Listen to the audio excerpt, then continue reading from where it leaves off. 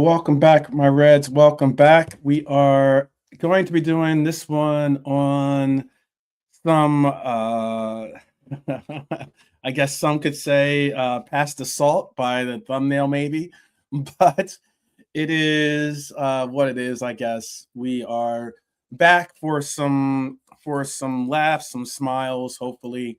Um, here, rant here or there, and then also bringing in some real introspection, maybe some real like in-depth conversation about what we had to watch unveil in front of us yesterday. So we are back with my partner in crime here, Lee. How are you? Yeah, good mate, good. Trying to bear up to all the sadness and that after yesterday's event, but Sadness. yeah, doing surprisingly well considering. Okay. Red Armchair supporter, big up to you, my friend. Um, yeah, tonight's episode sits right in I'd call it maybe like the intersection of football, media, pressure, and responsibility, everything. It's like all 4 points on there. Probably because the conversation around Liverpool right now isn't just about tactics or results, it's about narratives, and it's about how players are being discussed in the media. It's about how criticism, and especially on social media, and it's about how players, no, I would say criticism lands in a modern dressing room. It's about whether the noise around this club is helping or actually hurting the process. Virgil van Dijk has our captain has offered some very, very insightful takes for the words of what we believe is some of the feelings of those of us on one side of the fence or the other. And I think as a captain, he says something that cuts deeper than just Liverpool. It really does make you ask a serious question. Do pundits, especially former players, sometimes have a responsibility for the next generation? Are they not really doing them proper due by sometimes playing the villain arc, which we see a lot of circumstances happen, excuse me, and sometimes, especially when it's Liverpool former players. It seems like I've seen a bunch of Manchester United former pundits or former players that are now pundits um, really toe the line, if not, speak the gospel for backing players that are play for their former clubs. And but when it comes to Liverpool punditry, a lot of Liverpool players tend to really take some very harsh stances towards Liverpool, and it can sometimes get ugly. It can sometimes get ugly with some of the things they have to say, but all the same. At the same time, we're going to do a look at the wider football landscape as it's shaking out. And what I mean by that is we're still waiting on the verdict for Manchester City's 115, actually 130, but we'll just call it 115 for those that understand or connect with that reference. 115 charges, a decision that could reshape, I think, the competitive balance of the league, but certainly could reshape football in England. It could reshape the way, and possibly even Europe, the way that it could take a real stance against the power of money and hold true to the virtue of football, in my opinion, and hold people accountable. No matter how much money you have, you should still have to be held accountable the same as anyone else. And inside Liverpool, we'll do the club's plans on the next phase of football, like as in contracts, futures, the long-term stability, those kinds of questions being asked. And tonight's episode is about three things primarily: standards, consequences, and accountability, on and off the pitch. So, what's Norm saying? 12, yeah, just be nice to not be cheated out of things. Yeah, that'd be great. That'd be fantastic to see. fantastic to see. Like the ref's performance, like the big incidents aside, he gave them every free kick he played for. I don't like him. Craig Paulson, isn't it, that fella? Yeah. Oh yeah, I It don't was like poor, him. So, poor officiating, to say it the least. was. You'd think they were the home team yesterday, like the decisions. Yeah, I mean, it was yesterday. It was what is it? Money for nothing, and the tricks are free. Is that how the song goes? Yeah. Isn't that it? Doesn't it go like that? Money for nothing, Yeah, and the no, tricks it's for great. It's a free. good one. Good video for that. Yeah, I remember, there like, you when I was a go. kid, I tried to draw, like, there's two workmen in the video, sort of like, in this sort of block animation thing. I remember trying to draw one. It was all right. I was quite pleased with it. And then I started to draw the second one, and it was rubbish. Yeah. That was by far their Dire Straits, as Norm's saying. That was by far their biggest hit. I would believe. Yeah, Walk of Life was quite a big hit in America, I think. So, Walk of Life, yeah. Yeah, because the video has like baseball and stuff like, Yeah, that's a good call. That's a good shout. I think he has a couple of their albums. Me myself, I'm not particularly into them, but we had a couple of their albums from like the early ones, like. Yeah. All right. So, oh man. Big shout out to Norm, Red Armchair supporter, like I said earlier, and also shout out to Dara in the house. Big up to everyone joining us on my friend that has written something, I believe, in Arabic, I want to say. Possibly. Big up, I believe. I am not fluent in that language or to be able to read it, at least. So I don't know what it is that you've said, but hopefully it's something positive. I can't tell if you're a Liverpool fan or not, but hopefully it's something positive. Is Jaden Dans still injured? I don't believe technically he is. I think he's still working his way back to full health. But I don't know if he is like I know that he has it the last time it wasn't his back that was the injured portion that he's working his way back from. It was a hamstring injury, which was his last injury of note. But that was back in, I believe it was back in September, I think, was like they're looking at hopefully getting him back in like maybe some right around now in February. He was supposed to be like late January, early February. Yeah, it's been a shame for him, like since the Carabao Cup. Absolutely. He's had quite a few injuries. Yeah. And completely. It looked really hopeful at that time. I'm not saying he was going to get into the first team and stay there for big games, but he showed he knew where the goal was when he got a chance in the FA Cup or whatever. And I would have backed him to have done a bit more of that, like in those sort of level games. But it just hasn't happened with the injury thing, has it, for him? Like since that time. Right. Yeah, he had an amazing debut for us. And Kumas did too, by the way. I want to make sure I give a proper shout to Kumas as well in that game. He scored in that game too. But yeah, they unfortunately Kumas is now with another team, and I believe Dan's is still, like I said, trying to work his way back. Into the picture. And I think, though, the promising thing about it is that at least Arne Slot has not ruled him out of being a player that he will call upon at some point. So that's promising. But yeah, let's just get right into this conversation that I was speaking on, Lee. If you're all ready to rock and roll about something that our captain had to say. Okay, all right. And also, I am glad to hear that you're doing well. I don't know if I said that or not, but I'm glad to hear that you're doing well. And I hope that everyone out there in the chat, whether you're watching on X or if you're watching on YouTube, I hope that you're all doing well as also. Look, Virgil van Dijk has had a bunch of opportunities to be in front of the camera, obviously, as our captain.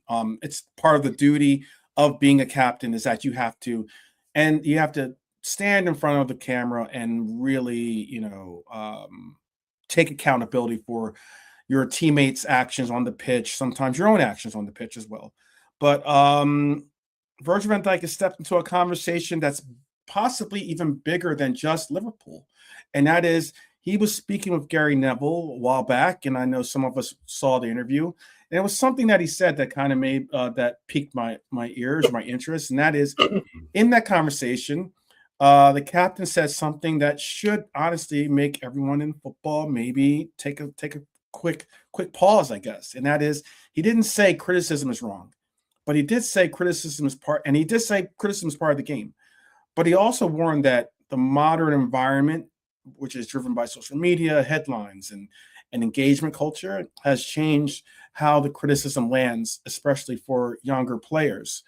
And I think he was more speaking about sometimes, some of these players that we have that are, 18, 19, 20 years old, something like that, sometimes even younger, that get these opportunities on the pitch, and there can be harsh criticisms for the players and sometimes very ugly criticisms of them.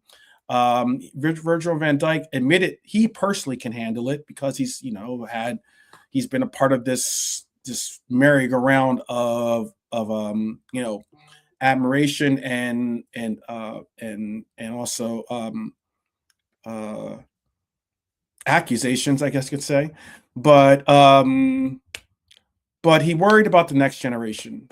Players who check praise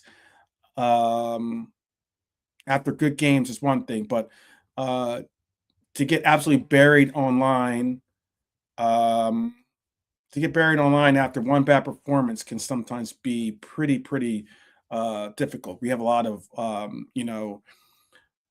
people out there that will wait for that one opportunity to pick out one performance to blatantly push their agendas or their narratives, and sometimes when it's directed at the young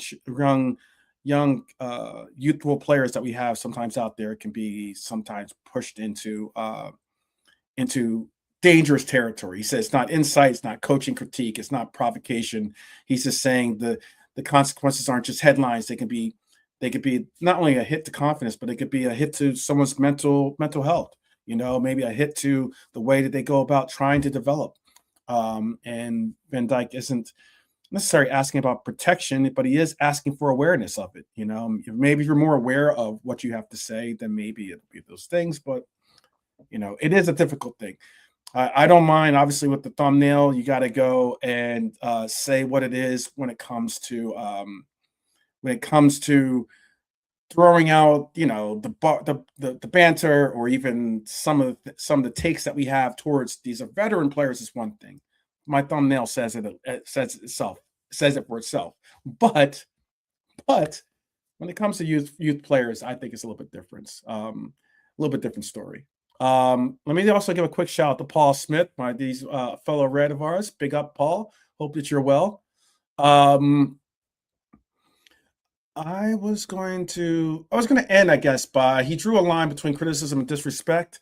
I think that's like proper leadership, because he knows that he has to be a warden for for the youth, to take care of protecting them, and he also publicly backed Arne Slot, saying the club is in a process that Liverpool historically don't make rash decisions, which is important, but I don't know if all of us still agree with that one to the full extent. I saw some very, very harsh criticism for our coach, and some spot on, some maybe over the line, but I think it's part of the game, which is unfortunately fortunate for some and fortunate for others, but that's just the way it is. I just wanted to see your opinion, though, Lee. Do you think that sometimes the media goes a little bit too far with some of the criticisms of these young players? I'm not talking about like the veterans, like your Virgil van Dijks or your Bernardo Silvas of the world. I'm talking about like, some of these youth academy players that we have, by the way. maybe a little bit. It's some of the media, isn't it? It's not all the media. They can be vicious or too vicious at times, but you'd expect it, like, you know, because we're champions and we won the league and such. It was at a canter last season once we broke clear. And, like, we were about 9 points ahead of Arsenal when they started getting injuries. Do you know what I mean? We were virtually not out of sight, like, but we were getting out of sight at that point. So to go from that to this season, you know, loads of people are delighted, obviously, and there's some media that love nothing more than nothing. So it's fill your boots time for that minute. But I'm good enough to take it and go grace any of that crap, because I can think up a load of hilarious shit myself about other clubs that I choose to. Yeah, there was times when I saw some of the things that some of these pundits say, and I'm just like, it's very interesting. I know Roy Keane definitely keeps it pretty. He doesn't really mind taking, you know, cracks at whoever either side of the fence. I actually like him. Neville's Obviously, didn't like him as a player. He was the opposition, and he was like their best player more often than not, especially against us. But I like him. Like, it's like straight. I like him because he's straightforward. You know, it is what it says on the tin with him. Like, and makes me laugh a bit. That thing about Robbie Savage when he was going to sign Robbie Savage, and he phoned up, and there was an answering message that went, "Hey, what's up? It's Robbie," and he changed his mind on that. He said, "No effing way am I signing that." He did the. You remember the advert? Version of it, Robbie Savage, and it was so bad that Roy Keane abandoned his idea of using him as a midfield enforcer. That's funny. It's interesting sometimes when, you know, there could be interesting lines that people draw when it's like honest critique and damaging commentary, I guess you could call it. But like, I don't know. It's something that was interesting for that Virgil was really taking the opportunity to call out in the interview.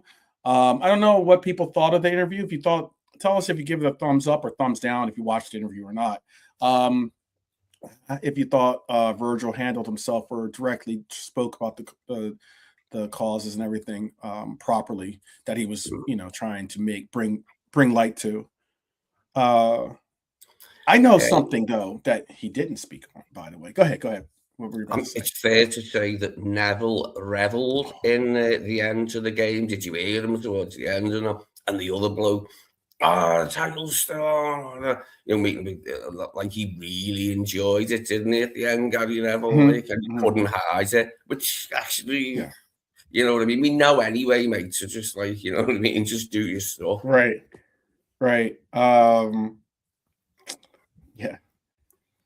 Where is this? Let me make sure I get this one portion actually correctly loaded up here, because it was a very interesting presentation that they gave. I want to make sure. I want to put it in nice because I know something that was spoken on yesterday, even the day before that, and it was a subject that a lot of us are still questioning when we're going to get an answer for. I know we had the streets on yesterday. We had Rasta Crab on the show, and he went as far as to really bringing up. Let me make sure I bring this in here.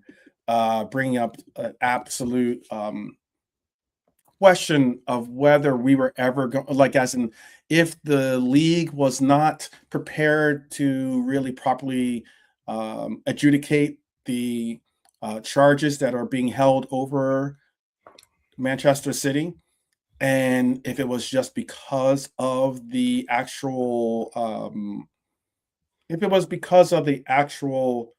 charges being related to the fact that a lot of the star power would leave if Manchester City are relegated or even possibly, you know, kicked out of the league in some way or another. No, this is drastic.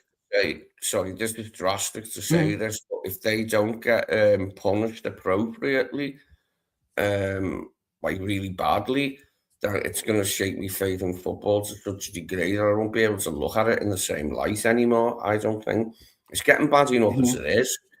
But if that doesn't happen, like if they get away with it, get some like really, it will. It's gonna. And I don't want that, you know what I mean? I don't want to be put in that position where I don't care about the football no more because something's so bad. Right. Yeah, I get what you're saying. Definitely get what you're saying on that one. I wanted to. All right, so I do have the clip. I wanted to make sure that I had the clip properly loaded up. I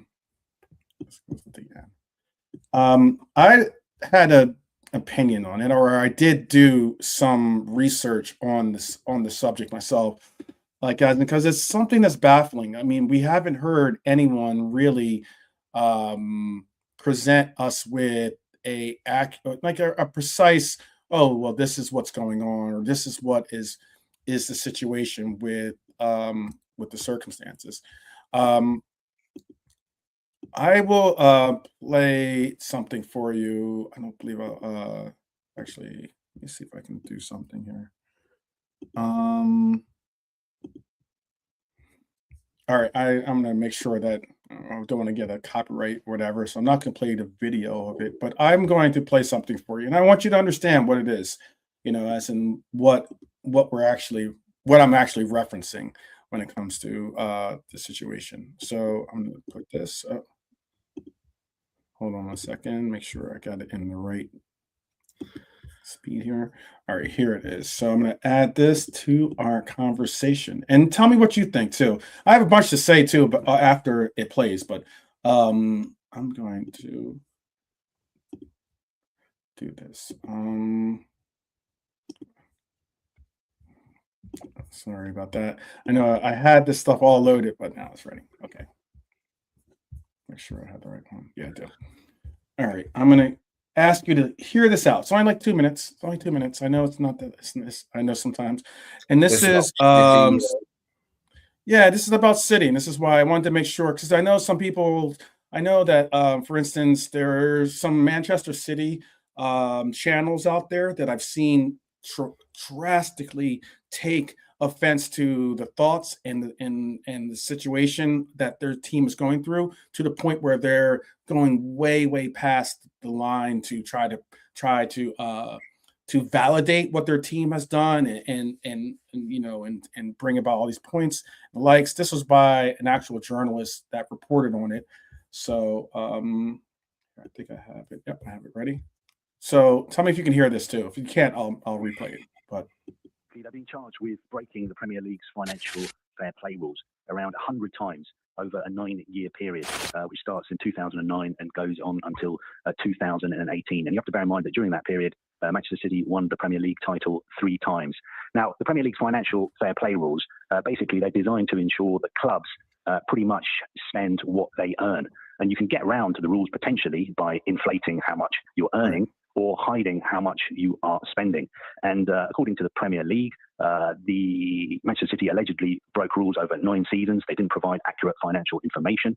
Allegedly, they did not fully disclose the financial remuneration that was made to one of their managers over a 4-year period. That is the suggestion that there was a secret contract. So one of their managers was actually getting paid much more than was officially stated. The Premier League also alleged that Manchester City didn't comply with UEFA's financial fair play rules over a 5-year period.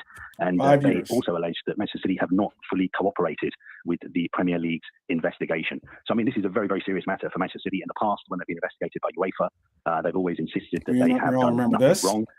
In February 2020, they were banned by UEFA from European competition for 2 seasons and also fined 30 million euros. They took that case to the Court of Arbitration for Sports. The ban was overturned. The fine was reduced to 10 million euros. And at that CAS hearing, the panel found that most of the breaches alleged were not established or were time barred, which effectively means that they happened too long ago for UEFA to be able to do anything about them.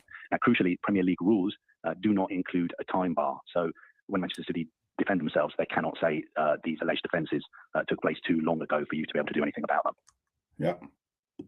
Yep. As far as that is based, and the footballing authorities have got more than enough evidence on them to relegate them to League Two, or even a step further, dissolve the club. Yeah, and that's pretty much what it might be harsh to say those things, and people think it's salty that you bring this up now. Look, we've been talking about these points for quite some time.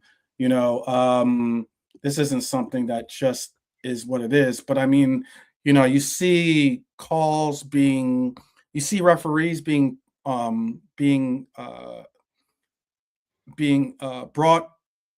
put out there on the pitch that go and referee for untold of, or high, like these incredible rates that they get by going over to Saudi Arabia to referee for them over there, and then coming back to England to referee here. I'm not trying to take away a person's right to a livelihood, but I am calling it into question sometimes when some of these referees tend to go and, get these almost, very cushy jobs that or gigs that are almost like in a sense of a conflict of interest. Thank you, Red Arms reporter. Yes, it's certainly on the lines of, in my mind. Loads of reps going on up, the but all verge of expenses paid, trips to Dubai, etc. Exactly. Yeah. See, the thing is, like, I can't remember it verbatim what I heard, but the fake sponsorship deals and companies, it was like they had contempt for the process, so they didn't even try and clear it up very well. It was like sort of bordering on laughable and farcical. Do you know what I mean? They were just like, they won't even do it. You know what I mean? Just say that. Do you know what I mean? It was just the contempt in it, like, and it's the continued contempt of them, the way they go on now. Oh, you're only targeting us. The tyranny of the majority. What an arse-wipingly awful combination of words that is. The tyranny of the majority. That was the terminology they used. Yep. I remember when they said that, and I was just like, it was just crazy. I mean, look, we're here fighting for top four, and there's obviously and then the team that is now contending for the title this season is a team that has been built up allegedly on a castle made of sand. And like, the Manchester City case is still unresolved, still a massive case, and still potentially league defining. And despite wild speculation, despite the talk of, like, just like Lee said, the talk of relegation into League Two, or the way that football finance expert Kieran McGuire said that it would be extremely unlikely that they get that as a verdict, and he putting it as the reason is structural. I think the Premier League can't look away from this and act as though this isn't a serious grievance that they have to rectify, that they have to get right. Remember that stuff you showed me the other night about the Premier League saying almost like too big to fail, and how much money they'd be down if City just disappeared. So there's loads of other big clubs and loads of money still. Like, the world doesn't revolve around City. Do you know what I think? I think would be interesting. Too big to do. That it'll be too big a thing for the Prem. It isn't, mate. Just punish them the way they need punishing and carry on. Look, they say it as the Premier League can directly dictate punishments inside the EFL without, some other board being like, oh, we're going to oversee this. Basically what they did by bringing it to that arbitrator that, I forget what it's called. What's it called again? It's like it's a different, like, UEFA judged it, and then they brought it to some arbitrator that ended up overturning it, or not overturning it, but lessening the fine. They went from 20 million, I think, to like 10 million or something like that. And then it also they took away the 2-year ban, obviously, because all the charges were unfounded, but because because it was just a time bar, like I said, or like they said in that thing, and in that little clip. And the point of why I'm bringing this up is that even if City were found guilty of major breaches, it's looking like the more realistic outcome would be just a point deduction, a significant one, but a point deduction. And it would be significant, but yet Manchester City are an established club that even with a massive points deduction, they probably will still end up not being relegated. Because there are teams that are just that bad in the league. And there'll be no forced demotion. There'll be, and I think that why it gets interesting is because the scale of the alleged violations, which is 115, I believe, I know I've read reports saying it's 130 actually accusations out there, alleged violations, means any punishment that is given to this club, to that club, could be a huge. We would not be talking about 6 or 10 points.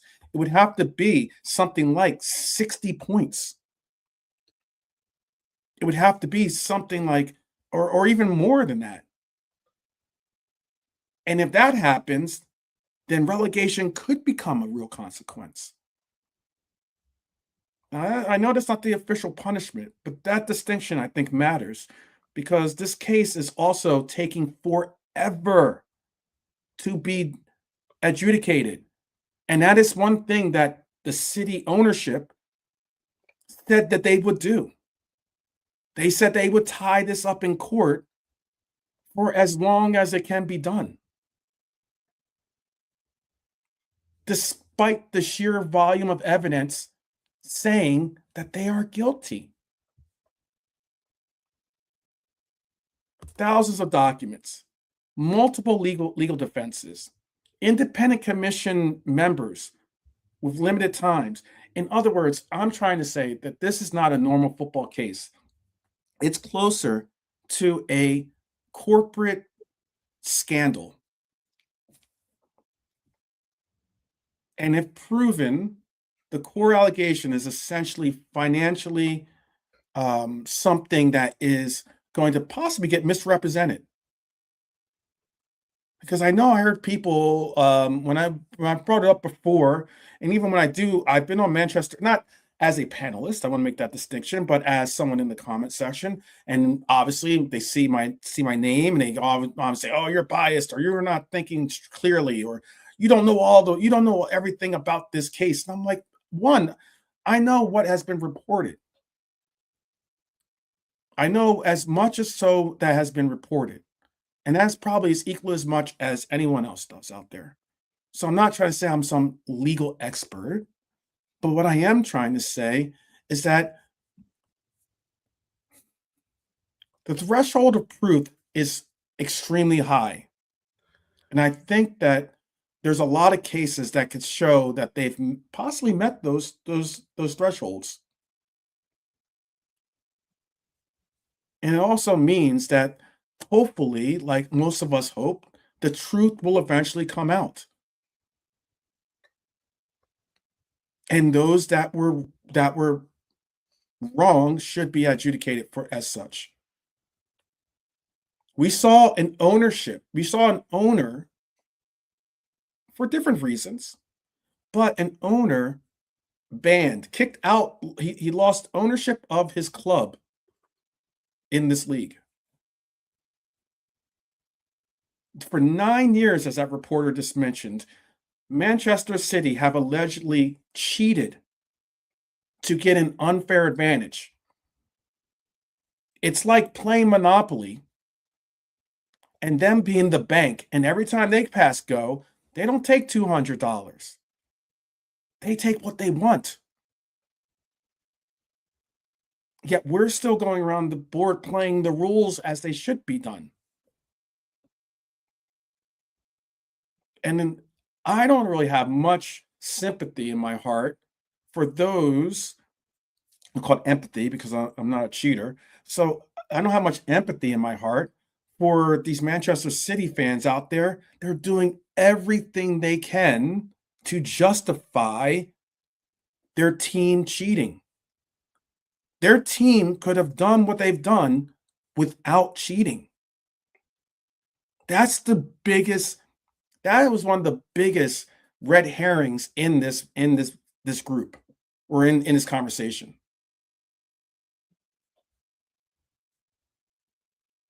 Lee, would a massive points deduction actually restore would it restore not only competitive fairness, Yes. but would it restore possibly the integrity of the league?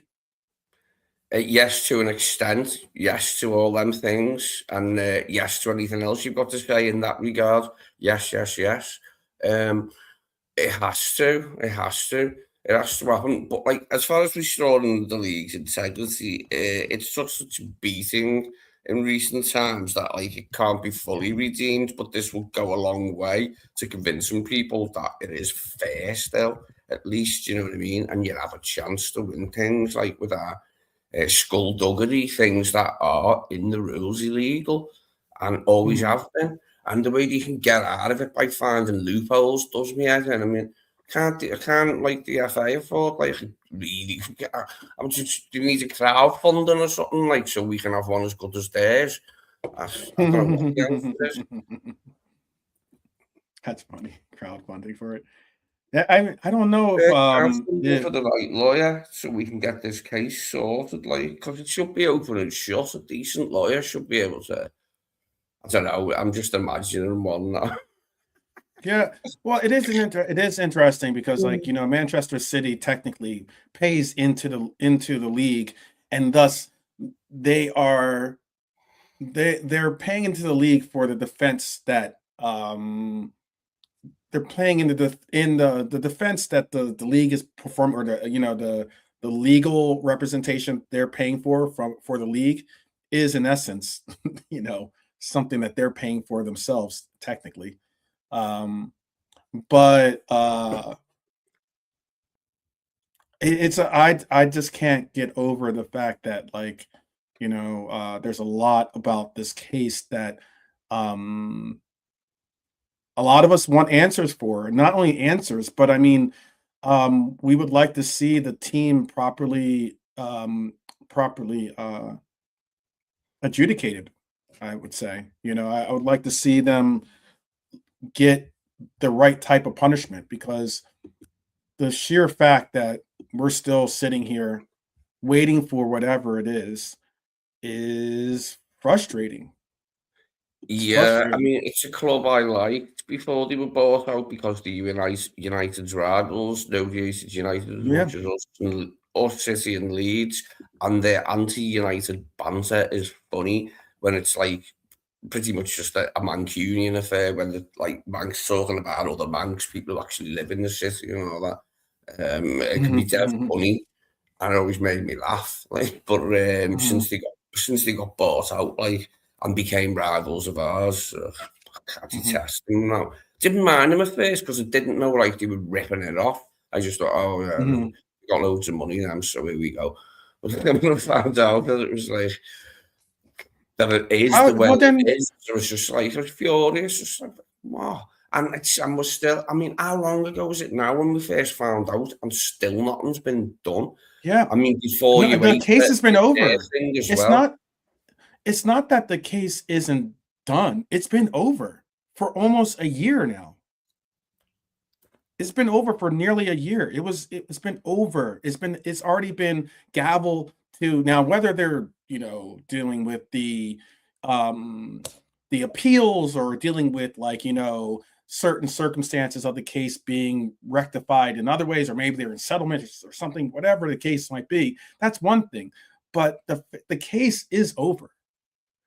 There is a actual verdict been rendered. It's just that we have not been given that verdict, which is weird, very strange, very, very strange. Can I just say that the greatest thing about Ironside was the beginning, where he's coming out of court and you see him in silhouette and the music goes down, down, and then there's the crosshair goes on him, down, and Okay. there's the crosshair on him, gets him, and that was the best bit of Ironside. It was an all right show, but it wasn't my favourite one. But the beginning was dead good. It was dead dramatic. Okay. All right. I got you on that. I don't Have you know seen it, too much haven't about you? Ironside. I know what Crosshair I've goes on heard of him the like, show. I've heard it's in his I've heard the chest show, but I first, don't and know then too much goes about to the it. side, gets him in the hip. Raymond Bear. Columbo's my man. Columbo and Kojak are my two favourite American ones. Yeah, I will admit that it is kind of interesting, by the way, Norm, and both Red Armchair Supporter, that you do have pundits, you do have fan bases as well, people of the fan bases out there that wanted to put an asterisk next to the 2020 title because of the break in the season, but yet none of them are necessarily getting out of their chairs to get in front of a camera to say anything about the fact that if found guilty, that they would support, asterisks or stripping of titles or any of those situations happening to Manchester City. It is very interesting that, it seems to be different settings for different clubs, especially when some of those clubs pay quite nicely for what it seems like to be alleged silence, maybe that or of such. But let's see.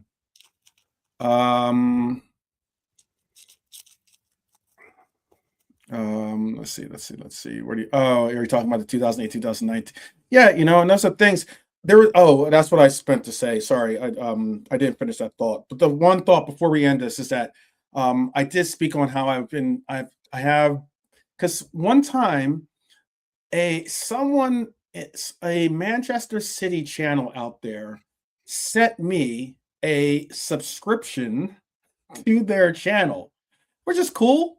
If I ever get to that level, which I hope that I do, with this channel where we're engaging thousands, if not millions of fellow Reds out there and rivals and even neutrals. They sent me he sent me a subscription, and because I had that subscription, I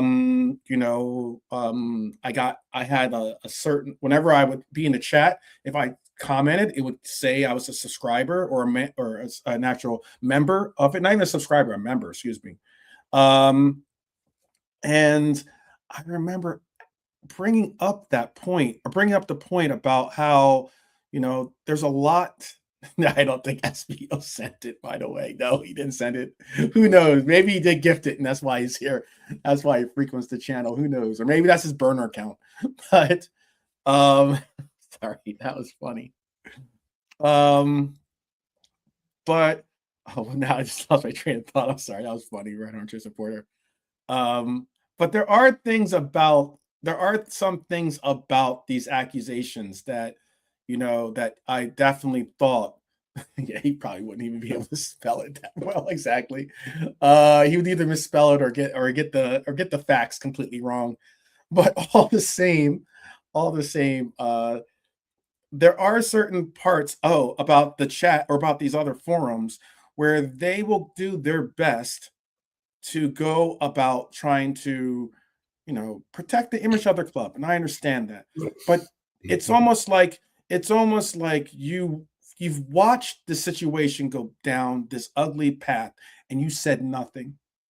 You allow for it to continue to grow. You reap the spoils, and now that you've been allegedly caught, the Manchester City fans are doing the Shaggy defense, and saying it wasn't me. That is wild. That is wild. And that's I something haven't seen it, but I believe Rooney's been having to go a little bit like some of our players and what's happened and that. But I don't mind. Like, I get a laugh out of it sometimes. I haven't seen it yet, but he spends so much time in Turkey having his hair sewn back on that he's become like a naturalized hair now. Yeah, he's got dual citizenship because he spends so much time there having that rug redone. That's funny. That's funny. Really, I don't know if you guys, if you've ever seen, pick up Abdul, by the way, pick up. Yeah, pick up. If you've ever seen, there's a clip because I saw the guy got interviewed actually on one of the talk shows here in America, and in the talk show, there was this guy that was a boxer, and he won the fight too, by the way. So credit to him. But he was a boxer that was in the fight.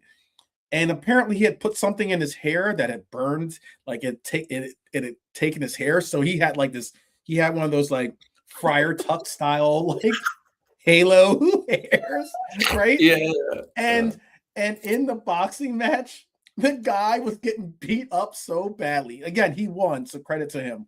But he was getting beat up so bad that his hair went off. The guy punched him, and his toupee went up and over. It was hilarious. Oh, I wish if I could show clips, I would show you the clip. You'd have to do some research to kind of find it. No, it's absolutely hilarious. I remember he was in the. Yeah. Sorry. Oh, sorry. Go ahead. No. I was going to say one that made me laugh when I was a kid, right? The middleweight division was the best one when I was a kid. It was Marvin Hagler, Thomas Hearns, Roberto Duran, Sugar Ray Leonard. But Marvin Hagler fought Thomas Hearns in one. And there was one where like Hagler's battering him, and like Thomas Hearns sort of like tries to run away in the ring a bit, like to get away from him. But it's a funny moment. Oh yeah. I know what you're he's smiling. He's smiling at the end of the fight, the end of it, like, but it was just really funny to see as a kid. But that was a great division when I was a kid. Sugar Ray Leonard, Roberto Duran, Marvin Hagler, and Thomas Hearns. I liked Hagler the best because he was the more explosive, probably, I would say. Yeah, Marvelous Marvin Hagler. I think he passed away recently, so rest in peace, I believe. Oh, great boxer, absolutely incredible boxer. Marvelous Marvin Hagler versus Sugar Ray Leonard. I believe. I think that was I think he did fight him. Marvelous Marvin Hagler beat Tommy Hearns. Actually, that was a great fight too. Tommy Hearns is a bad boy too, but he beat Tommy Hearns. I do love myself some boxing, but all the same. It was just some of these things that are just interesting with the cases of the Manchester City fans and the way that they pretend like they're shaggy when it comes to these allegations. And you know what? It's why if they are found guilty, I say if they are to be found guilty, I would say they are going to have to sit there and hold it. They are definitely going to have to sit there and hold it. I believe Marvin Hagler is passed away. Let me double check. As I said, he was the explosive one that stood out to me as a kid watching it, like, and that. And it was just a brilliant division, and the fights were always dead exciting. There was some great matchups, like the different styles and that. It was a time of plenty for like splendid boxing. But I wasn't only a kid, and I mean a kid. Do you know what I mean? Yeah. Marvin Hagler passed away in 2021, by the way. 2021, yes. But a great boxer. I don't know. I know there are some of those out there that don't really follow boxing, but I don't anymore. The modern one, there's not enough interest in it for me. Like, I just don't have the appetite for the names now. Usyk and Fury for the like 9. Oh yeah. It's difficult to keep up with. It's sad that today's world gets so much joy out of watching the boxing, like, but when it was good, like many other things in life now, they're not what they were for me. Yeah, some might say Liverpool football for some, but anyway. Shout out to Ardo bringing up a big up for you. Big up. Okay. I'm going to jump right into. You know what? If you guys do get an opportunity, definitely check out some of the things that are going on with that case. Keep your mind. I just say hold them accountable. Be sure to make sure that we don't allow for this, because that's eventually I believe what a tactic is to allow for this case to continue to drag on and get out of the regular cycle of being spoken about, to the point where people don't really have the same fire or same energy for something actually being done the proper way. And eventually then people just move on, and you can just be like, oh, there's nothing to see here. We're all tired of talking about it. So let's just move on, or or they've paid enough, and move on to the situation. That'll be the case where that'll be a sad case for the league and for football in general. I did want to talk about some Liverpool stuff too, and that is for Liverpool's future planning. What's going on with the Dominic Szoboszlai deal, what's going on with Konaté and his deal as well. I know, because we have to make some long-term decisions on some players. I think the two biggest names, again, in the crosshairs of our sites is Dominic Szoboszlai, and possibly for others it'll be for Ibrahim Konaté. It's with Ibu, it'll be very, very interesting to see if we do get a deal. I know first, but let's just deal with Dominic Szoboszlai. Little bit worried, Jack. He's got this injury. I hope it's not as severe as it could be, and it's okay. By the time he gets here, it should be, touch wood. But yeah, I mean, we need midfield reinforcements in the summer as well. We've got to have another really busy summer, haven't we, to shape up for next season? What's sad about that is I agree with. I think that we probably do, but the really sad part about it is I think we didn't have to have another big summer following the summer that we had. I just personally think that because we didn't basically double down or back some of the players, I believe, that brought some of that edge or that fight that we all are talking about is lacking in this team. I think that if we had properly phased in players, rather than just say boom boom, all right, there's the door, or have these contracts end the way they did, we wouldn't have to do this. But now, yeah, you're right, we're stuck with a situation where we're gonna have to make some very difficult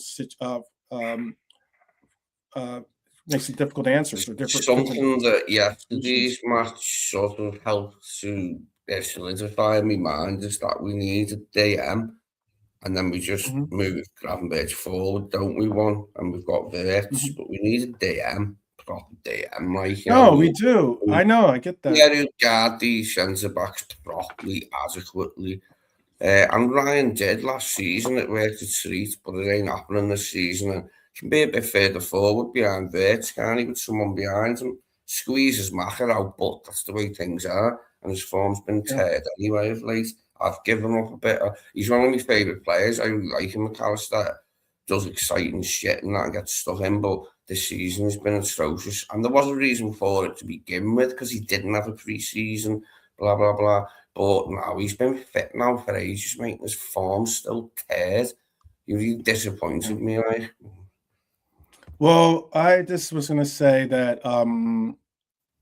first, let's deal with Dominic Szoboszlai, because reports suggest Liverpool are preparing a significant salary increase after his standout season.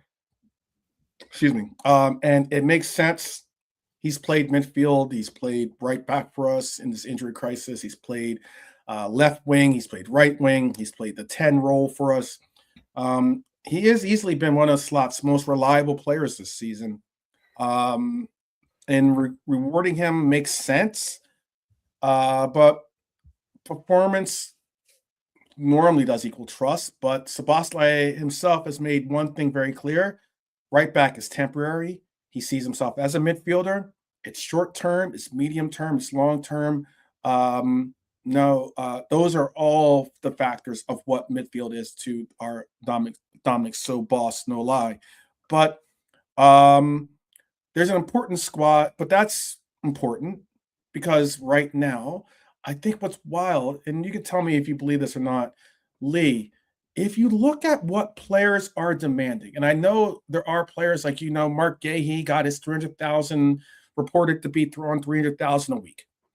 A lot of us would argue to say there's no way he's worth 300,000 a week, comparatively speaking, to other players and what they earn.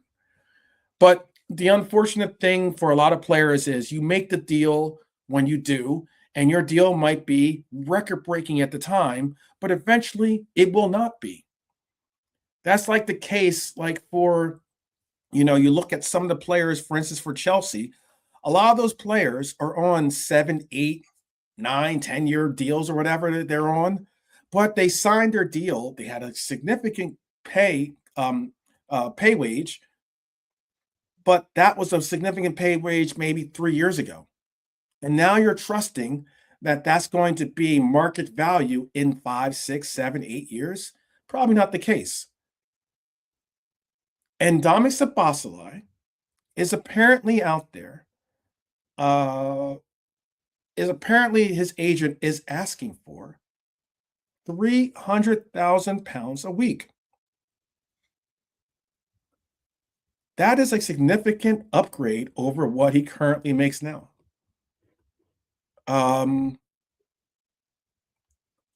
Everyone knows that Dominic Szoboszlai is definitely a player that I rate. But I would ask, is Dominic Szoboszlai worth £300,000 a week?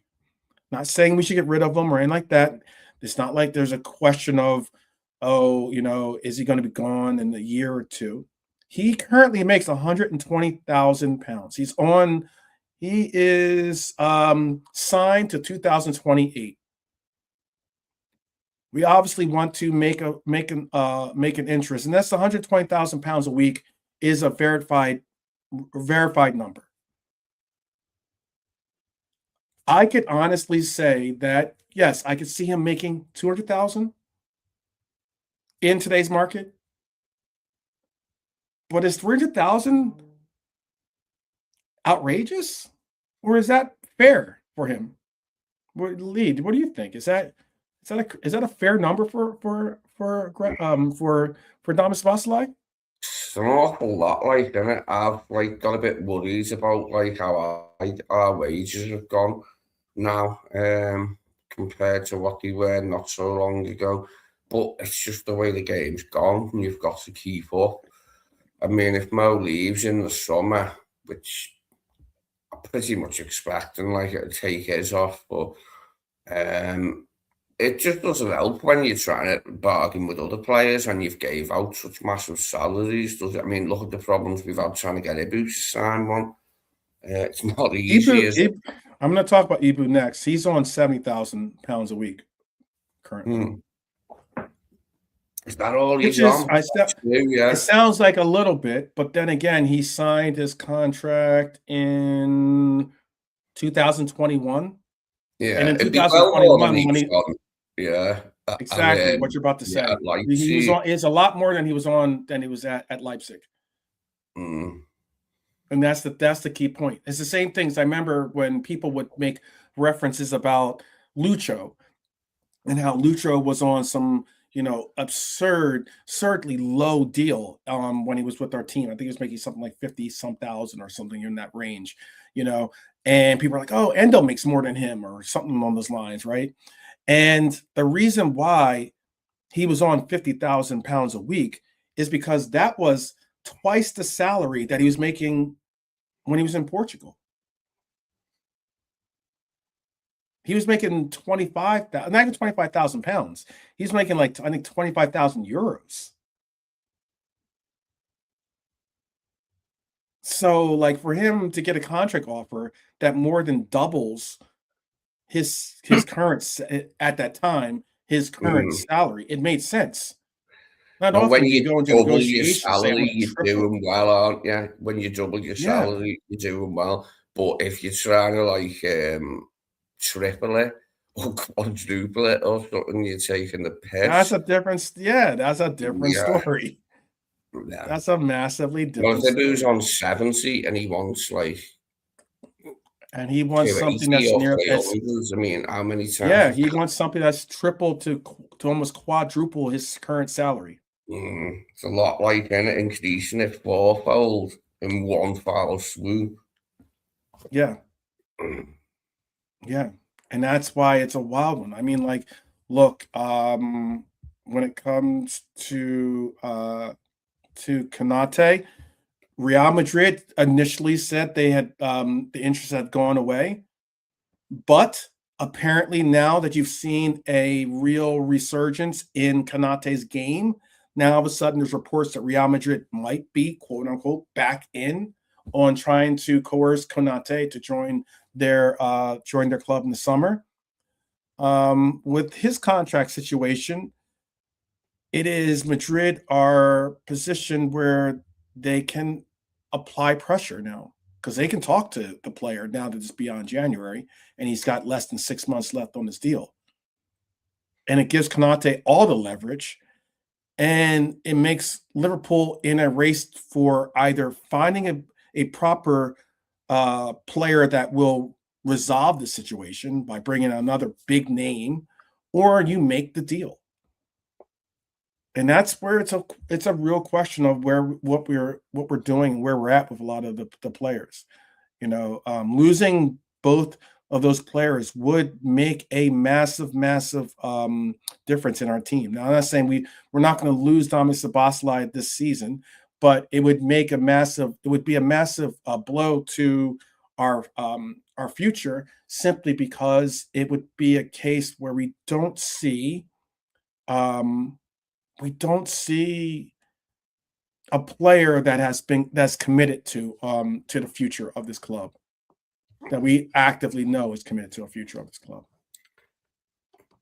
Going to be a tough few months, this, like, and it seems far away now this summer. I mean, we've got 4 months to go, really, yet, like, haven't we?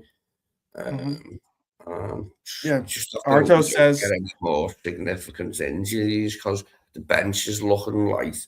It's looking light as weeks go by. keep in mind, Lee, we have one of the highest. It's not like Liverpool don't have one of the highest wage books in the league. I know some people often say, "Oh, well, Liverpool just pay him." And I understand. I'm not calling it Arto's comment at all. If anything, I'm actually agreeing. The one that floored me, if I can just speak over it, was Marmoush. His starting salary there at City, £395 pounds a week. Yeah.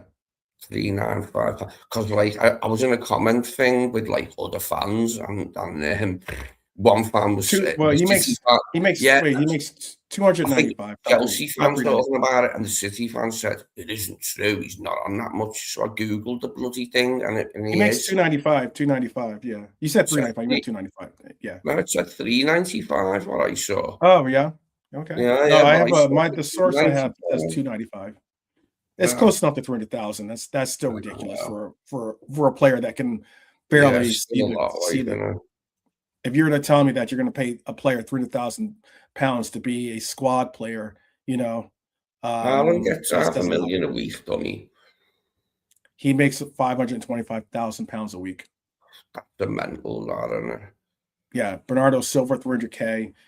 Ruben Diaz makes $250,000. Donnarumma makes $250,000.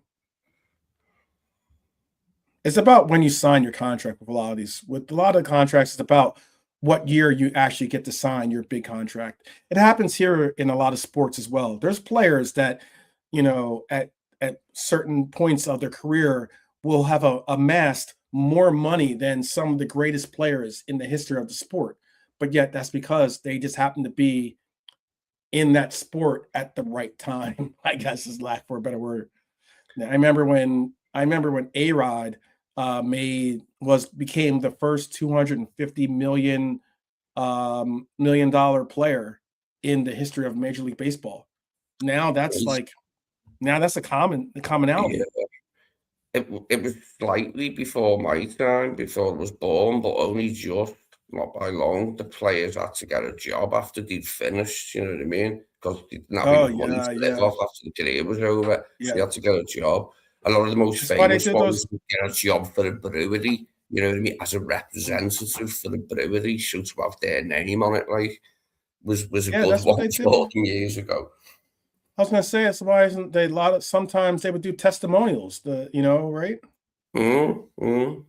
Just to kind of raise money for the player's retirement. Definitely, That's yeah. wild. That's pretty wild. Imagine that. That's a Jimmy thing Hill of was the the past big somewhere. fella, the TV personality. Jimmy Hill, he was the one that got the football minimum wage abolished, and then just mushroomed from that point on. But yeah, he was the main man, Jimmy. Yeah, used to buzz off him when I was a kid. Like, he was all right, Would Jimmy. you? No, sorry. I was going to say, Lee, and tell me in the chat too, because I saw some of your answers. Would you prioritize getting a long-term deal for Konaté, or would you be willing to say, okay, well, the money that you saved in paying Konaté whatever number that you don't think he's worth, going out and finding a center half that is worth that those wages, and bringing that player in? Well, the first question that springs to mind vis-a-vis Konaté and his contract is, if he isn't going to Madrid, where's he going? I think you can only really think of Paris, can't you? Anyway, I mean, I don't know if you'd see it a step up going to Bayern or something, if they wanted him, that is. But it's interesting to speculate, like, where it is he'll go if he can't agree a new contract before June gets here. Good question. Mm-hmm. Very good question. I mean, the one, mate. I mean, we need to buy quite a few, don't we? Still, we need at least one. I was hoping for two, but hopes are hopes, aren't they? Like, they're not real.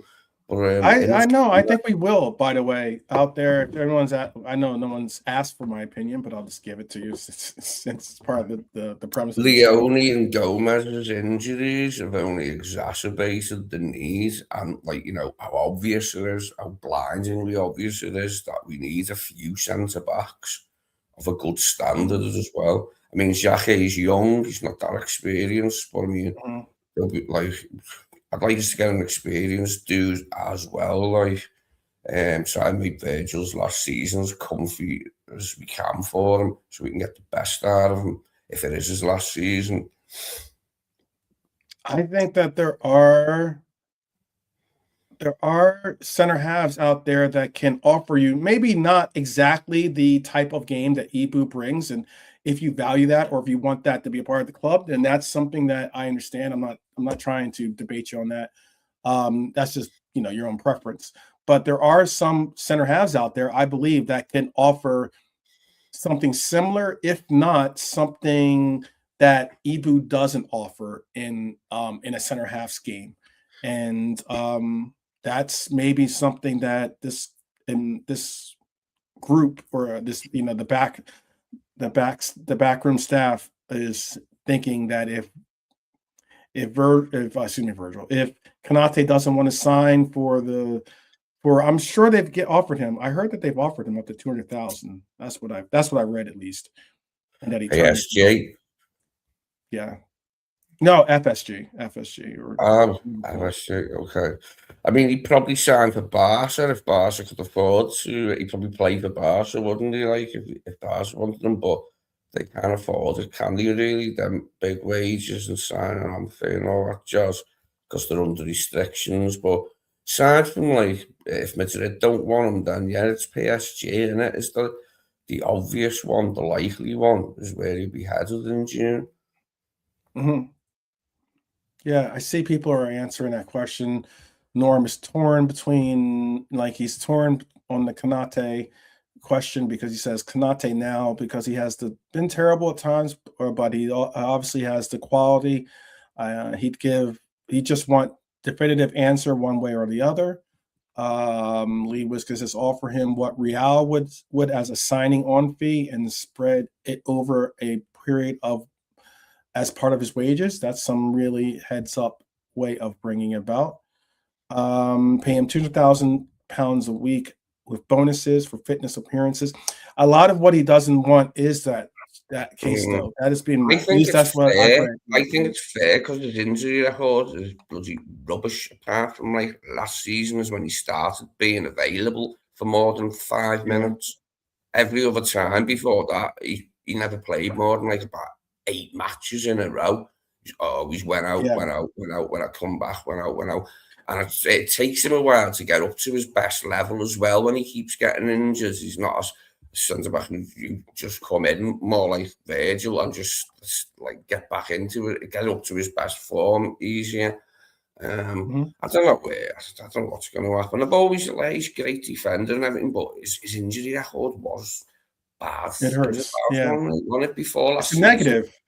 It's a negative. I like Ibu as a player. I love the physicality he brings to the game. I love when he is, kind of an enforcer out there that has the players' backs. Some people can get kind of lippy around some of our more talented players and take liberties with their challenges on them. And he's always seemed to have his back. I remember him in that Manchester United game, for instance, when he, rushed to get into, I think it was Ronaldo's face. It's been handy for Hugo, hasn't it, to have a national teammate like him. Absolutely. You can see their friendship. Yeah, you can see their absolute friendship on it. Yeah. It's a strange way to not come out of nowhere. We did know for a while that his contract was going to be up, but like after the Trent thing, I'm not getting nothing. Well, we did get 8 million or 10 million for Trent in the end, didn't we, for letting them go early for the Club World Cup? Well, after that happened, for it to happen so soon again to a really important, vital player, cog in the team, it left a bad taste in the mouth. Like, and it's the people behind the scenes that messed up, isn't it? Yeah, no, I agree. I mean, I agree completely. Apparently, Edwards was furious or something when he walked back in, like about that. Like, I know. Good. Finish your thought. No, I heard that he was like, what happened there? How come you allowed his contract to run down so far? Like, Yeah. But hey, it's because I'm sure that we've been in discussion with the players, but I mean, like, this is from an agent perspective because I've been one in my life. Like, as in, I would say an agent's going to hold their client's best interest at heart.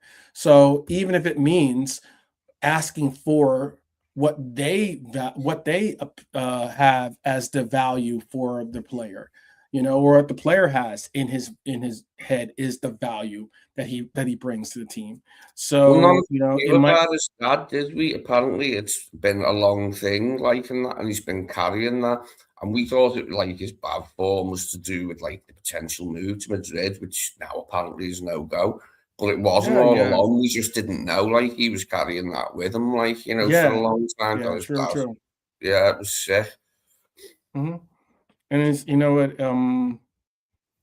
it's difficult. It makes it extremely difficult to be able to say that that weight, I'm sure, definitely weighed. That weight definitely had an effect on him. I'm sure it did. But you know what? Our captain is calling for accountability. Basically, he's asking for no excuses, none. And I say that because after our defeat to City, Arne Slot focused heavily on refereeing decisions. And what I mean by that is he brought up a lot of different decisions in the game that were questionable at best, I would say. I would go as far as say questionable at best. Let me show you what I mean by that. It is a case where this was the comment that he brought up. He said, when you asked, this is Arne Slot speaking on Manchester City, when you asked me what do you think about the decisions? Meaning the disallowed goal. I thought, what do you mean? Do you mean the disallowed goal at City, the header from us? Do you mean the penalty they got in the away game against us? Do you mean the clear red card on Mo Salah in the second half? Do you mean the penalty they got in the second half? Do you mean this decision? Obviously, our coach was not having it, okay, to say the least. And that is understandable. Because I like that. It is a question. Well done, Arnie. Yeah, well done, Arnie. Throw out a few. This is what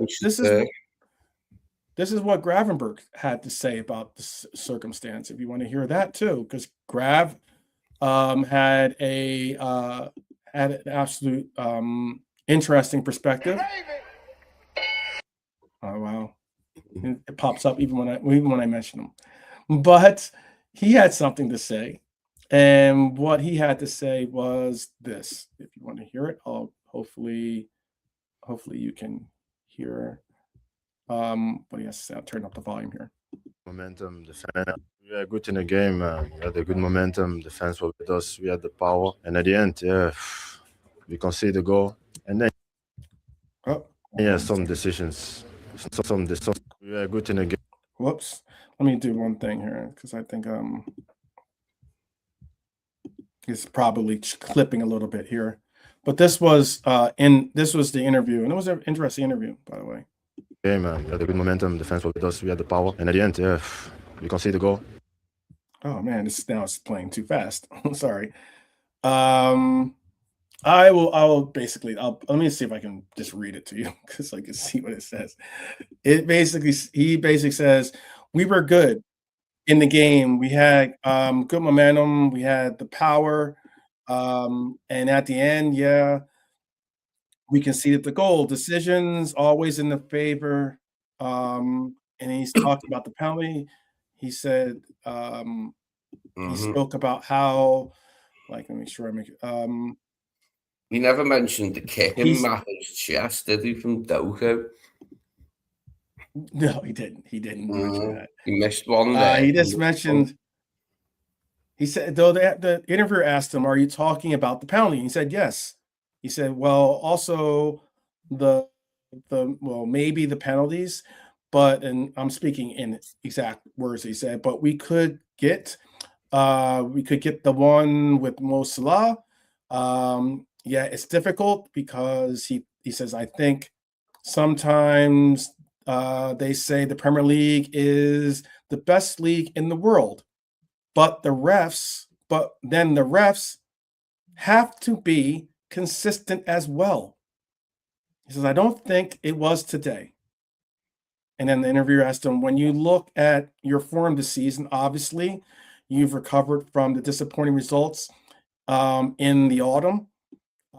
He says, do you feel like you can all trust yourselves again and that you have got this you've got this platform to play now and to show your best form?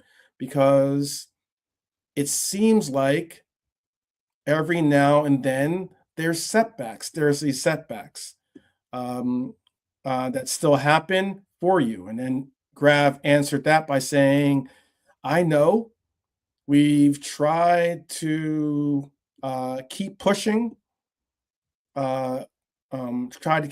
every game. He said also, like this game, I think the first half, we didn't have a good start. But then when we went into the dressing room, we said to each other, we got out and we go out and then give our all, and that's what we did. So hopefully we can get that to be more happen more in the games, basically is what he said. What we have left, And he said, how much concern about qualifying for the Champions League? How do you now do you feel? And he said, yes. He said, yeah, I think it's how many? 4 points gap. The interviewer said, yeah, four, yeah, to fifth place anyway. And he said, okay, to fifth place. So yeah, he said, yeah, we have to start winning games. He says, I'm confident.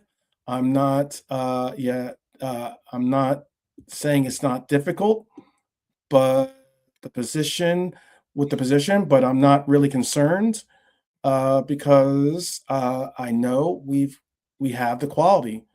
We will see though. We just have to keep pushing still.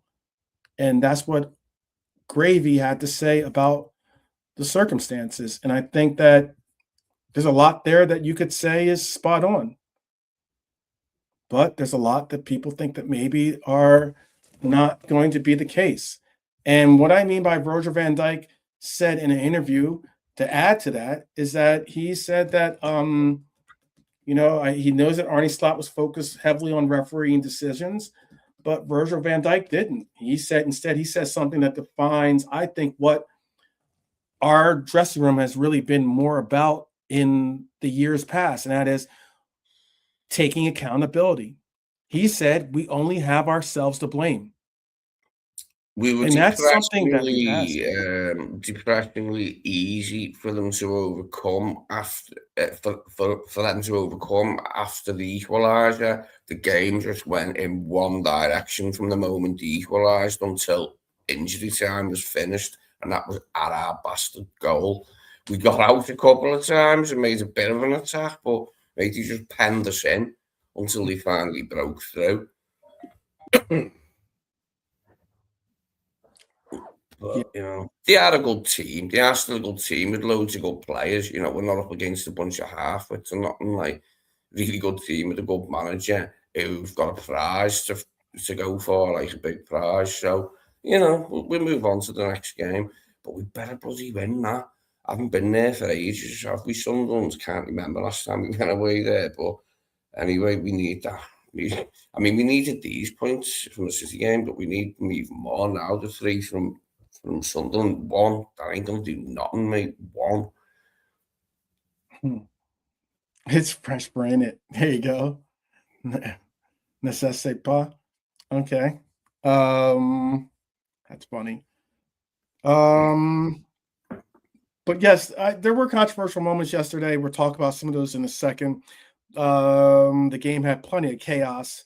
But Virgil van Dijk's message was about control, I think. It was about game management. It was about decision-making. It's about seeing matches out and taking accountability. Because Liverpool have now dropped multiple points from stoppage time goals this season. 4, actually, to be exact. And that's not luck. That's structure. That's concentration. That's maturity in moments. Van Dijk admitted the first half wasn't good enough. That's positive to hear, considering that that's him saying, we recognize that. We need to hold ourselves accountable and be better. The second half improved.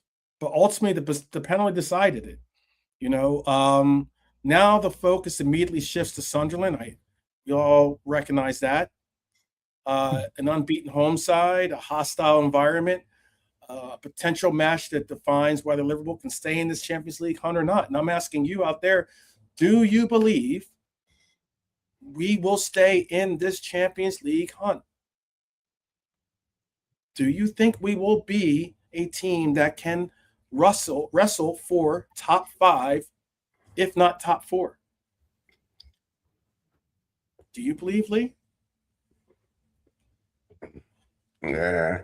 No, my belief was taking a severe kick, and after last night that we will get Champions League now. It'll be out of our hands soon if we don't buck up, because they're going to keep winning. Too. They might not win every game, but they'll keep winning, and we're far enough behind already. So we'll have to put up with the Europa League if we get it, if we even get that. We're spiraling, aren't we? And these are the games I'm not looking forward to against promoted teams. We've been shit so far this season. We haven't got we did get the 1 win at Burnley, but that was like handed to us, literally like by Hannibal's hand. It's promoted teams, 2 draws against Leeds, bloody draw at home against Burnley. It wasn't. I mean, and then you've got Sunderland, and we drew at home against them, didn't we? It's been under Klopp. We always beat the promoted teams convincingly, all 3 of them. Nobody gave us any trouble this season, mate. It's been pitiful. And these are the games that I'm not looking forward. You know, I'm looking at the fixture list and go, there's a game, there's 3 points there, and I can't see it. And well, let's look at it. I'll bring it up. I'll bring that up. Give me a second.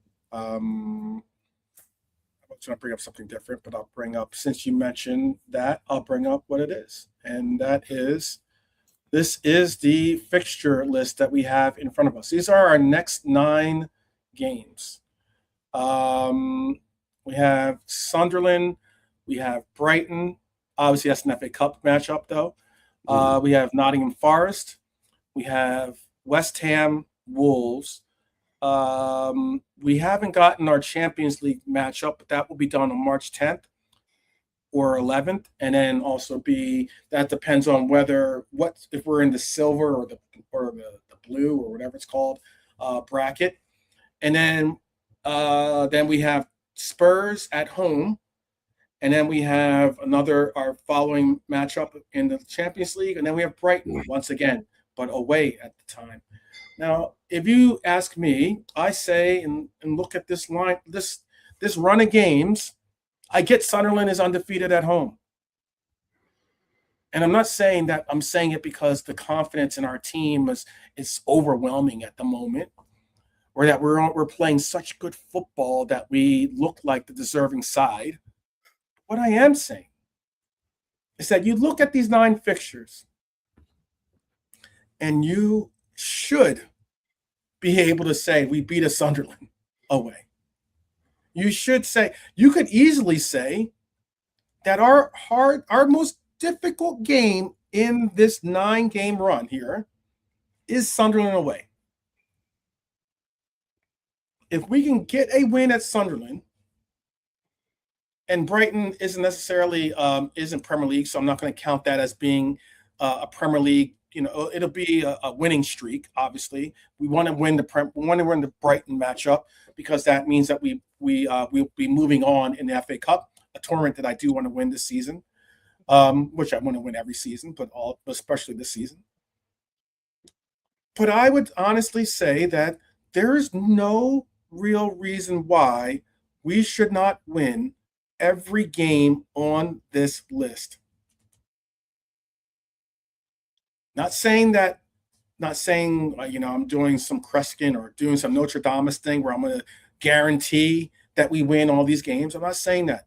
But what I am saying is that arguably this 9-game run is one of our more easier runs. We have a West Ham team that at home, a West Ham team that we normally pummel every time we play.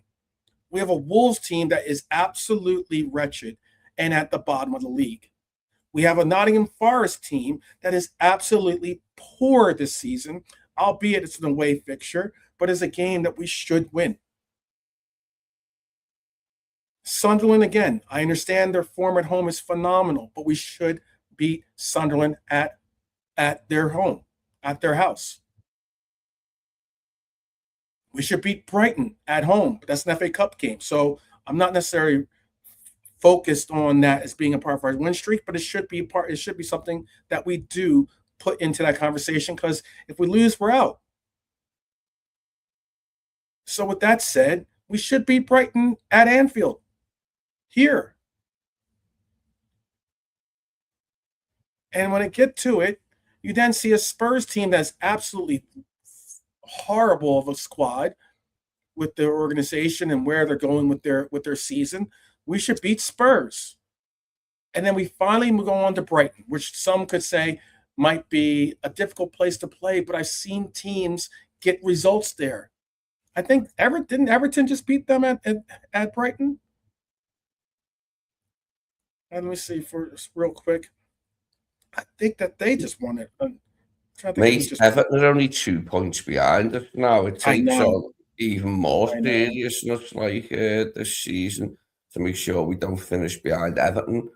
Thankfully, my dad is a good-natured bloke, but he's sort of like, I respect that about him, but even he, the other day when I was sitting in his, he was like, where are you in the league now? It's sort of like gently, like, you know what I mean? It's like, oh yeah, he's relishing the opportunity to say what he wants to say, I'm sure. But you got to go win over Fulham, innit? You got to go win over Marco Silva away to Fulham. Yeah. I mean, they did. I mean, I was going to say Brighton has lost to Crystal Palace. They drew to Everton. They lost to Fulham. They drew to Bournemouth. Brighton's the same squad that beat Manchester United not too long ago, by the way. But a team that we all think that is in some hierarchy now, in some golden era of their football. I mean, I'm telling you, the Manchester United purple patch, it will end eventually. It will end. But I just honestly think that that's where I'm looking at it. These are 9 games that we should have 9 W's for. And I think that that's the bar for this manager. He has to look at it as he has to put this next 9 fixtures on his to-do list and have W's in every part of the list. He has to, because not one of these teams is a team that you could just shrug off of excuses or shrug off with a reason, or some silver lining in the game that should justify us feeling positive about moving on into the next fixture that we just drew or lost in. There's absolutely no way that this next 9-game run should not have 9 W's on it. I am not in any way saying that this is a guaranteed lock that we get 9 wins. I'm not trying to say that. But what I am saying is that these next 9 games should be as close to us getting 9 W's as any portion of the year has ever been. Because all these teams are teams that we should be able to beat. And I get Sunderland's a good team. I get the Sunderland's beat us at home. Normally, that would be a good-looking set of fixtures to get, like, something approaching maximum points. But at the moment, like, you can't see us getting even maximum points from one of them at the moment. Right. Yeah, I get that. Sunderland and Forest away. And I just hope that Sunderland feel emboldened by their draw at Anfield, smell blood a bit, and come at us in a way that we can exploit and finish them off if we can and get a win. But we'll see how they set up. I mean, at Anfield, they were very negative. They got the draw. I mean, that was such a poo game, that one at Anfield. Get ready for more of that, folks. But yeah, it's a must win, isn't it? Brighton too want to stay in the cup because that can help your league form. Doing the cup, like, get you going. And Brighton are a decent team. To get a win over them would be sound. Forest, not massively hopeful getting anything away with Dice there now, but could happen.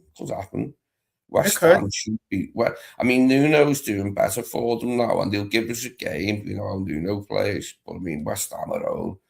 We always usually beat them at home as well. Like, that's usually the result. Like, whatever era you're in, West Ham come to Anfield and they lose. That's the way it is. Normally. But, even that'll be dead. Or mate, if we can't win that one, and then Wolves, West Ham home and Wolves away within 5 days. That's like they've got to be 6 points. Then by that time, it could even be out of our hands to a much greater extent if we draw away to Sunderland and Forest, or lose and draw, and United and Chelsea win. We'd be miles off it, won't we? So, in a certain way, like, you can sort of give up on it then and say, sod it.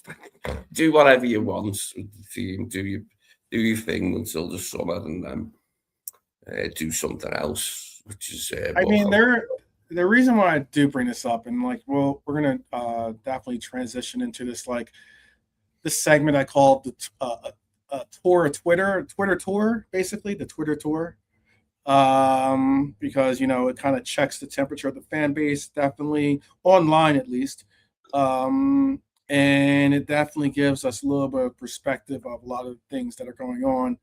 I have a couple of different stories I definitely wanted to get the finger on the pulse of those that are in our chat room here, but this is something I saw circulating, and it makes you go, but there's a difference, and I'm not going to dispute that there isn't a difference, because we spoke about it, Lee. There was, there is a certain belief that Jurgen Klopp took us from doubters to believers. He states it as he didn't bring us from doubters to believers. He actually placed it as he brought us back to being able to believe, being in something along those lines. But there is this. I saw this from the Empire of the Cop, and let me see if I can make it. I'll make it a little the image larger for you here. This was us in 2021. We were sitting in 7th place. 25 games in, we were 11-7-7. Behind West Ham, 4th place. That's how sad it was. And in this scenario, Everton was in front of us. They were doing well early season because they were ahead of us at some stage, like even they have been this season at one point. But they're doing well. Yeah, it just rubs it in a bit, like, because we've been laughing at them for ages and that, like, but it rubs it in a bit now that they're within reach of us, like, I mean. It was a case. It was a case. But some are saying that this could be us again. After 25 games, we sit in 6th place. 5 points once again over Manchester United and Chelsea. Now, where I will say this is that in this scenario, West Ham and Everton were always teams I didn't really fear would outdo us in the scenarios that we saw them it being. And it is interesting too. We had at least a sizable. We had a plus 11 goal differential in that year in 2021. So it's not like we were struggling to score. We weren't doing well defensively, but we weren't struggling to score. We were actually putting in goals. I wouldn't say the case for this season, despite that, because we're only a plus 5 goal differential currently. And if you look at it, we're 5 points off of Manchester United. We sit 4 points off of Chelsea currently. Now, I know that some might say, well, those are different times or different places in what was going on with the club, and I agree with that. But is that too much? Is that too far of a plank to walk, I guess? Well, yeah, it looks like he's definitely staying until the end of the season. Don't see anything happening before then. But if the results continue to go against him, I don't see how he keeps his job in the summer. Last night was a big one, obviously, and they'll not be pleased. Yes, we can absorb the loss of Champions League football financially, but they won't be pleased to miss out on it. When part of the plan was it in the summer. It has gone spectacularly kaput under Arnie this season. And I just can't see him keeping his job, mate, if we continue to flounder in the league and drift right off the pace and off the European placings even. You know what I mean? No, I get that. we've got a reasonable chance in the Champions League, not winning it, not this season, but doing something to get through a few rounds in the knockout, have some decent games, bit of footy, something different, because we've looked all right, not too bad in the Champions League, just in the league that we're totally shit. Well, you and your potty mouth. You and your potty mouth. But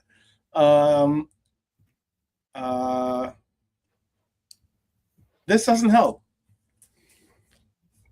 Szoboszlai suspension in the Premier League, a straight red card for denying a DOGSO results in an automatic 1-match suspension, unlike violent contact, which typically results in a 3-match ban, or 3-game ban, or 3-match ban.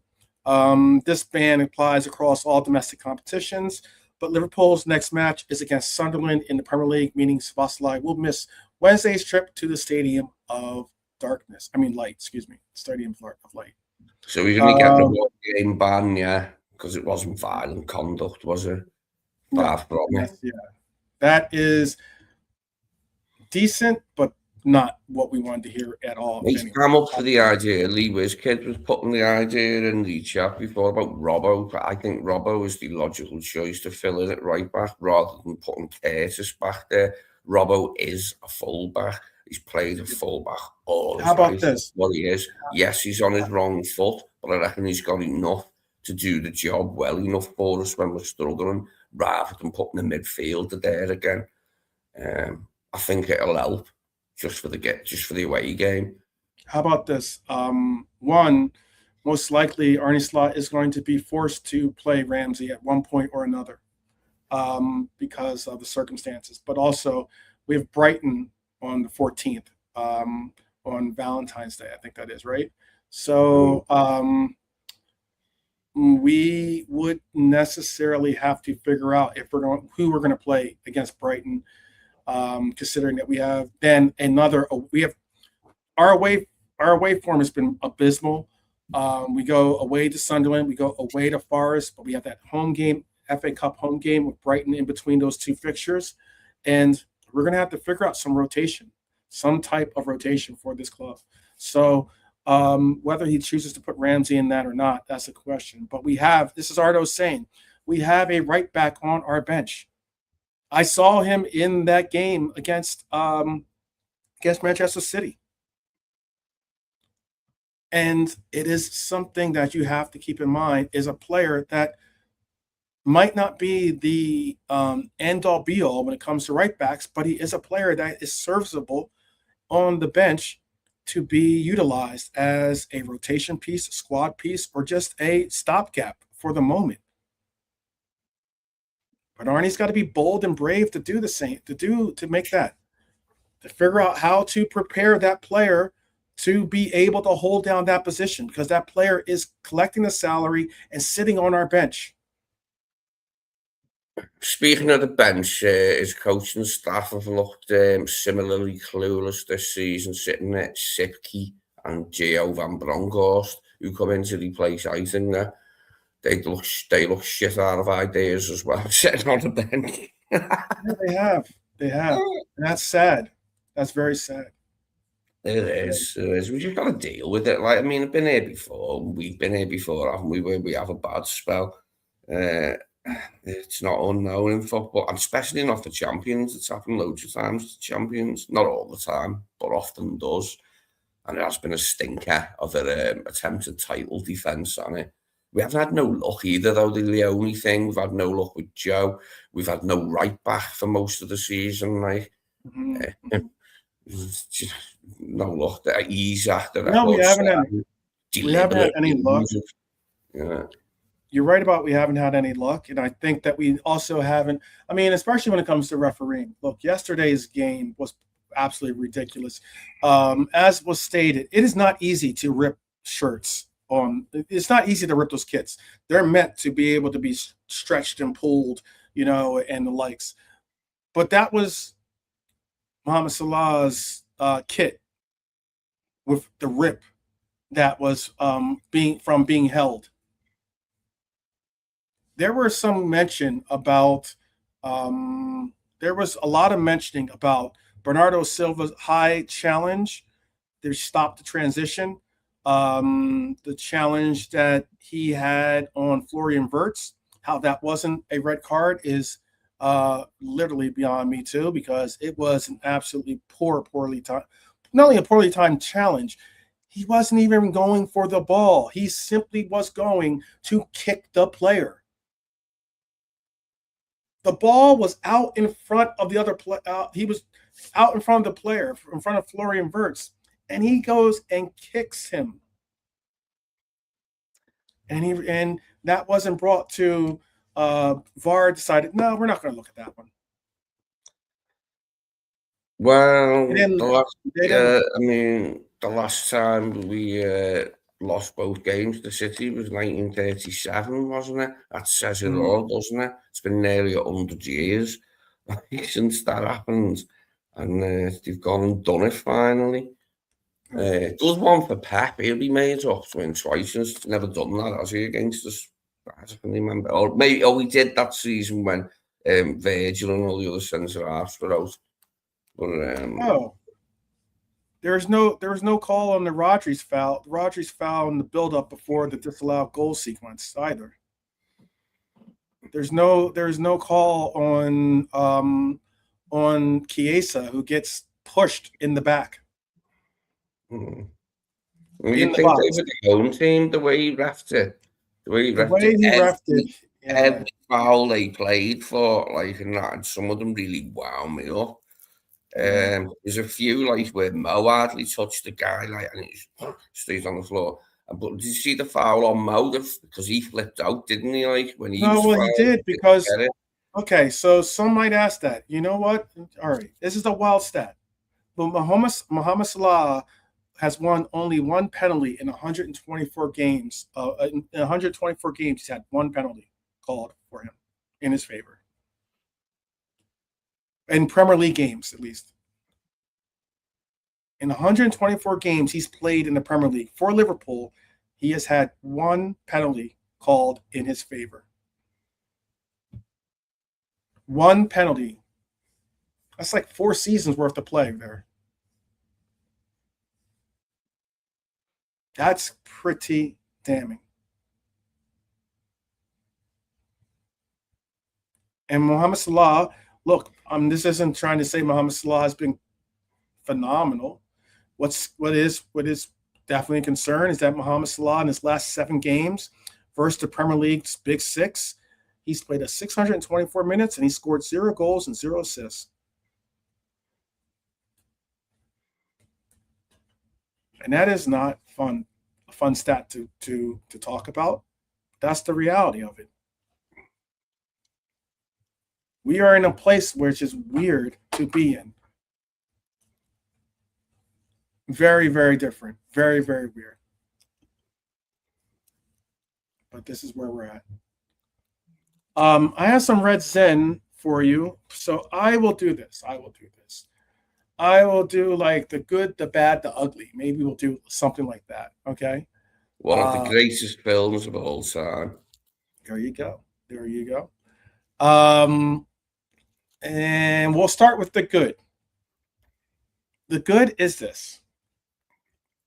Happy birthday to Wataru Endo. Happy birthday. He has been a incredibly loyal servant to this team. And I think that there are some that doubted him from the very gate, some that have warmed to him, some that have appreciated him. No one's ever said that he's the next coming of, Fabinho at our position or at our role of center back, but he has always put in an absolute presence when it comes to it. And it's not easy. It's not easy to say.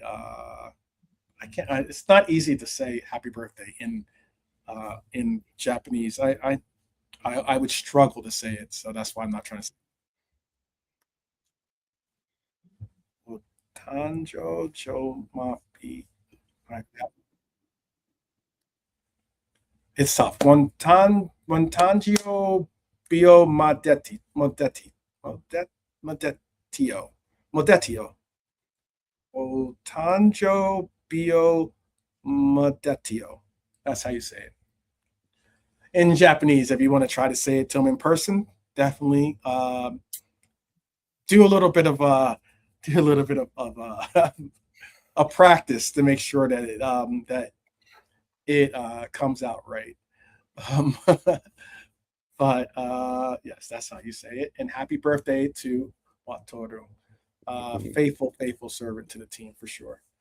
All right.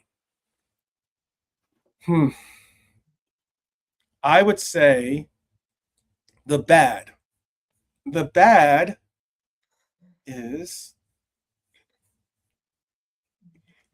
this right here. The bad is how this guy to the left of our Liverpool legend, Jurgen Klopp, went from an appreciated participant in our runs and our success by some to a person that went from this. Here, let me make sure I make it big so you guys can see it. He went from this to this. And then the ugly would be this.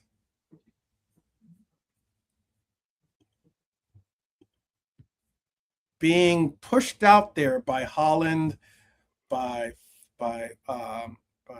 Foden, urging him to celebrate at Anfield with that little turncoat grin of his. Oh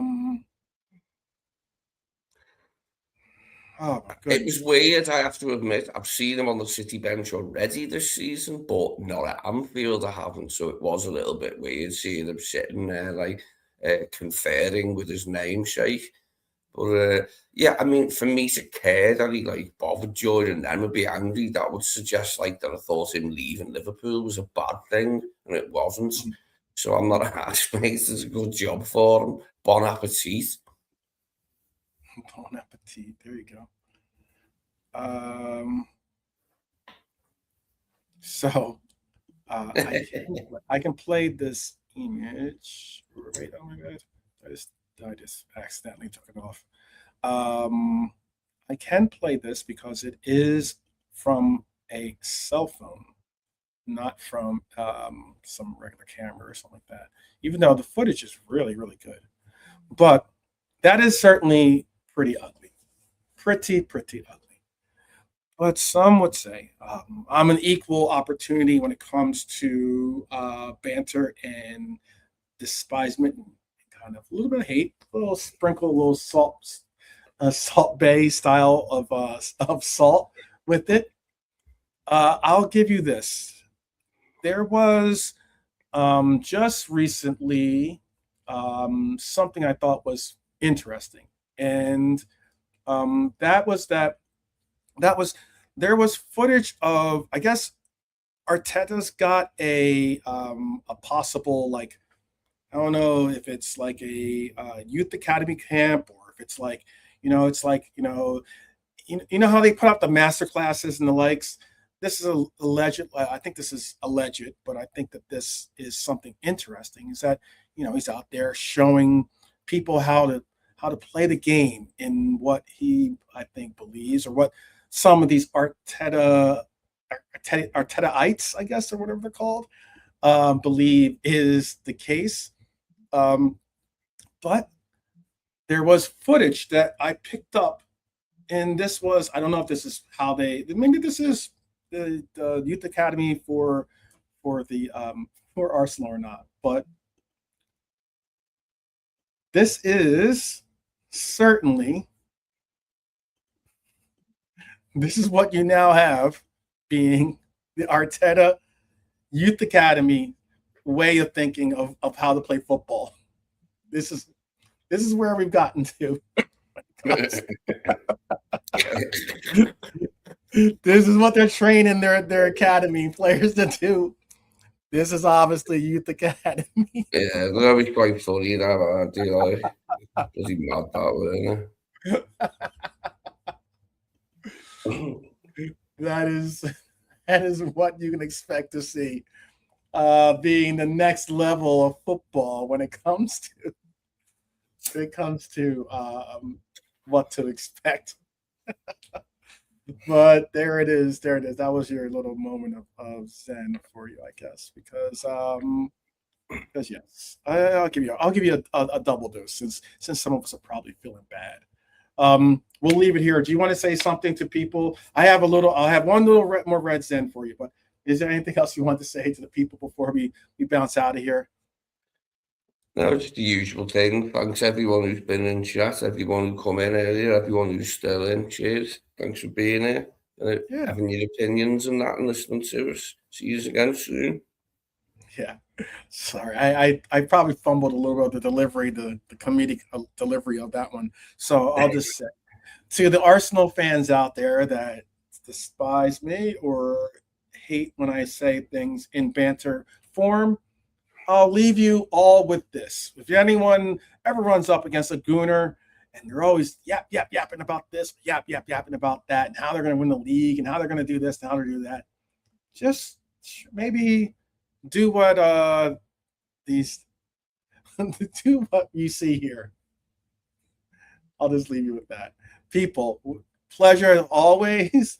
We will be back tomorrow with a preview of the Sunderland game, and hey, so you gotta find. It's not easy to find some things that at least hopefully make you smile or make you laugh.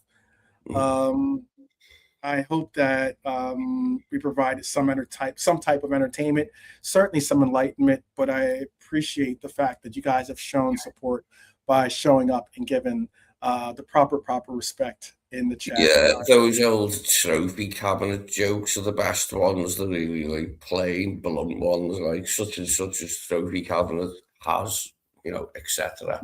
So there you have it. There you have it. We will leave it there.